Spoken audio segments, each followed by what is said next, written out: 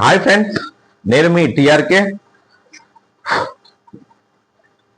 ఎప్పుడెప్పుడా పెళ్లి జరిగిద్ది అనేసి ఎదురు చూస్తున్న ఫ్యాన్స్ కి అయితే విజయ్ దేవరకొండ, రష్మిక ఒక జంటగా అయితే మనకు కనబడ్డరు. వాళ్ళ గురించి, వాళ్ళ ప్రస్థానం గురించి చాలా మంది రకరకాలుగా మాట్లాడుకుంటున్నారు. ఆ రకరకాలుగా మాట్లాడుకునే దాంట్లో మనం కొన్ని పాయింట్స్ తీసుకుందాం, అవే మాట్లాడదాం. అన్ని మనకు అవసరం లేదు, కొన్ని మాత్రమే మాట్లాడదలుచుకున్నాం. కాబట్టి మిత్రులారా, వీడియోని అయితే స్కిప్ చేయకుండా పూర్తిగా చూడండి. మీకు చాలా ఇంట్రెస్టింగ్ పాయింట్స్ నేను చెప్పబోతున్నా. అలాగే మన ఛానల్ ని సబ్స్క్రైబ్ చేసుకోండి, షేర్ చేయండి, లైక్ చేయండి, అవి మాత్రం మర్చిపోకండి మిత్రులారా. అయితే ఇక్కడ ఒకటి చెప్పదలుచుకున్న ఏంటంటే, 21 years లోనే హీరోయిన్ గా సినీ ఇండస్ట్రీకి పరిచయమైన రష్మిక 35 ఏజ్ లో ఉన్న హీరోతోని, అది కర్ణాటక మూవీతోనే తన సినీ ప్రయాణాన్ని మొదలుపెట్టింది అనమాట. అయితే అప్పుడు వాళ్ళ లవ్, వాళ్ళ ఎంగేజ్మెంట్ జరిగింది, అది జరిగింది, ఇది జరిగింది అనేసి రకరకాల కామెంట్స్, రకరకాల న్యూస్ అయితే మనం వింటున్నాం. అయితే ఇక్కడ ఒకటి గుర్తుంచుకోవాలి, ఏంటి అంటే మనము దీని ద్వారా ఏం నేర్చుకోవాలి అంటే, రష్మికకు తెలియని వయసు అది. అయినా కానీ తను ఆ లవ్ అవన్నీ కాకుండా తన కెరియర్ మీద ఫోకస్ పెట్టి ఈరోజు పాన్ ఇండియా, ఇంటర్నేషనల్ స్థాయి ఇమేజ్ సంపాదించుకున్న హీరోయిన్ గా మనము చూస్తున్నాం అనమాట. అదే అప్పుడే 34-35 ఏజ్ హీరోయిన్ ఈమె చేసుకొని ఉంటే మాత్రం అక్కడనే ఆమె లైఫ్ కొలాప్స్ అయిపోయే ఉండేదన్నమాట. దీన్ని బట్టి మనము అర్థం చేసుకోవాల్సింది ఏంటంటే, ఇప్పుడున్న వాళ్ళు అలాంటి వాటి జోలికి పోకుండా వాళ్ళ కెరీర్ మీద ఫోకస్ పెడితే వాళ్ళు ఒక స్టార్డమ్ తెచ్చుకునే అవకాశం ఉంటుంది అనేసి దీని ద్వారా మనం నేర్చుకోవచ్చు. దీంట్లో ఇంకొకటి కూడా మనము మాట్లాడుకుందాం మిత్రులారా. ఏంటంటే, ఇటు ఫెయిలియర్ హీరో, ఇటు stardom heroine. Vijay Deverakonda pan India, international స్థాయిలో వెళ్దామని ఎంత ట్రై చేసినా గానీ ఆయన సినిమాలు ఆడకపోవడము, అంత గుర్తింపు రాకపోవడము విజయ్ దేవరకొండకు జరిగింది. ఇక్కడ రష్మికకు అలాంటిది అవకాశం లేకుండా తను ఇంటర్నేషనల్ స్థాయిలో ఏ సినిమా చేసినా గానీ అది సూపర్ డూపర్ హిట్లు, అవి ఇంటర్నేషనల్ స్థాయిలకు వెళ్ళే అలాంటి సినిమాలు తనకు కలిగాయి. ఆమె అంత ఇమేజ్ ఉంచుకొని ఒక ఫెయిలర్ హీరోని మ్యారేజ్ చేసుకుంది అంటే, ఇక్కడ ఫెయిలర్ కాదు, మన మనస్తత్వము, మనకు ఆ మనిషిలోని మంచి గుణాలు, ఆ మనిషి యొక్క ప్రాధాన్యత ఏంటిది అనేసి గుర్తించిన హీరోయిన్ రష్మికను చూడొచ్చు అనమాట. అంటే ఇక్కడ ఫెయిలర్ కాదు, తను ఎంత మంచివాడో రష్మికకు తెలుసు, తను ఎంత మంచిగా చూసుకుంటాడో రష్మికకు తెలుసు, తనకి ఏం కావాలో ఏది వద్దో అనేది మొత్తం చూసుకోవడానికి విజయ్ దేవరకొండ ఉన్నాడు అన్న కాన్సెప్ట్ తోనే తను అక్కడ దాకా, మ్యారేజ్ దాకా వెళ్ళింది. ఆయన ఫెయిలరా లేకుంటే ఒక విజయంలో ఉన్న విజయ్ దేవరకొండ అవన్నీ కాదు, తను ఎంత మంచివాడు అనేదే ఇక్కడ రష్మిక చూసిందనమాట.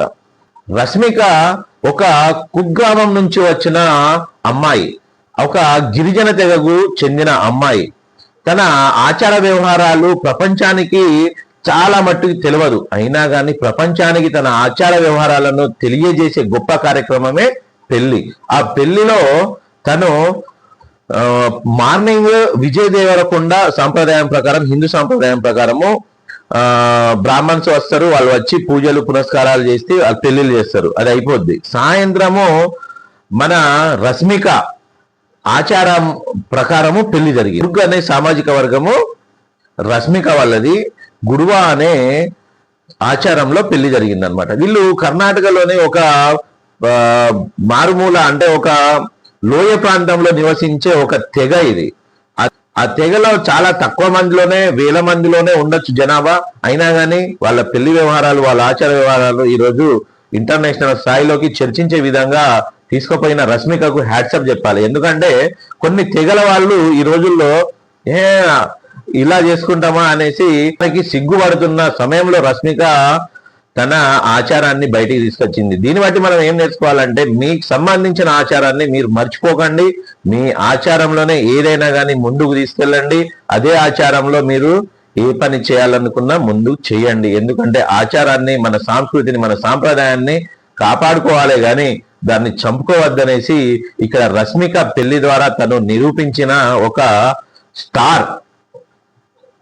ఇంకొకటి, విజయ్ దేవరకొండ వల్ల అమ్మా నాన్నను ఒక ప్రోగ్రామ్ లో ఒక యాంకర్ అడిగింది అనమాట, మీకు ఎలాంటి కోడలు రావాలి అనేసి. అప్పుడు విజయ్ దేవరకొండ వల్ల అమ్మా నాన్న ఏమన్నారంటే, నా కొడుకును మంచిగా చూసుకునే అమ్మాయి రావాలి మా కోడలుగా అనేసి చెప్పారు. అయితే దీని ప్రకారము రాబోయే రోజుల్లో రష్మిక సినీ ఇండస్ట్రీలో ఇంకా సినిమాలు తీస్తుందా, లేదంటే ఇంటి బాధ్యతలు తీసుకొని విజయ్ దేవరకొండకు తోడ్పాటునిస్తూ తన కుటుంబాన్ని చూసుకుంటుందా అనేది ఇప్పుడు మనము నెక్స్ట్ రాబోయే రోజుల్లో అయితే మనకు ఆ విషయం తెలుస్తుంది మిత్రులారా. ఎందుకంటే ఇప్పుడే మనము ఆ కొత్త జంటకు ఇలాంటి కన్ఫ్యూషన్స్ మనము ఇవ్వద్దు కాబట్టి, అలాంటి మనకు తెలియదు కాబట్టి మనం వాటి గురించి మాట్లాడుకోవద్దు ఎక్కువగా. అయితే ఇక్కడ ఒకటి సామాజిక వర్గ పరంగా మనము రష్మికది చెప్పుకున్నాము. అయితే విజయ్ దేవరకొండ వాళ్ళ ఫ్యామిలీ, వాళ్ళ సామాజిక వర్గం ఏంటంటే వాళ్ళు వెల్మాస్ అన్నమాట. హైదరాబాద్ లో స్థిరపడ్డ వాళ్ళంతా మంచి సామాజిక వర్గానికి చెందిన వాళ్ళు అయినా కానీ ఇక్కడ ఏ కులము ఏంటిది అనేసి చూడలేదు. దాదాపుగా వాళ్లకు ఇద్దరికి హీరోయిన్లు ఇద్దరికి అంటే విజయ్ దేవరకొండ రష్మికకు చూసుకుంటే కొన్ని కోట్ల ఆస్తి అయితే వాళ్ళకు ఉంది. ఎందుకు అంటే ఈ సినీ ఇండస్ట్రీ నుంచి వాళ్ళు సంపాదించుకున్నారు అనమాట. యూత్ అయితే కంపల్సరీ నేర్చుకోవాల్సింది ఏంటంటే విజయం అపజయం అనేది కామన్. అది వాటిని చూడకుండా అవతలి వ్యక్తి ఏ విధంగా ఉన్నాడు అనేసి మనం ఆలోచించాలి. దాన్ని బట్టే మనం ముందుకు వెళ్ళాలి. మన సాంప్రదాయాలని ఆచారాలని మాత్రం కాపాడుకుంటూ ముందుకు వెళ్తేనే మనం కొన్ని సంవత్సరాలు, కొన్ని శతాబ్దాలు మన సాంస్కృతిక సాంప్రదాయాలని కాపాడే వ్యక్తులము ఇప్పుడు అవుతాము అనేసి విషయాలకే మనము అపజయాలకే మనం బెదిరిపోతూ పక్కకు జరుగుతూ ఉంటాము. అలాంటిది కాకుండా ముందుకు వెళ్ళాలని మీ అందరినీ కోరుకుంటూ, ఇంకా నెక్స్ట్ 4వ తారీఖు హైదరాబాద్ లో అయితే రిసెప్షన్ ఉండబోతుంది వీళ్ళది. ఇంకా దాని గురించి మనం ఇంకేదైనా ఉంటే మాట్లాడుకుందాం మిత్రులారా. ఓకేనా? Thank you.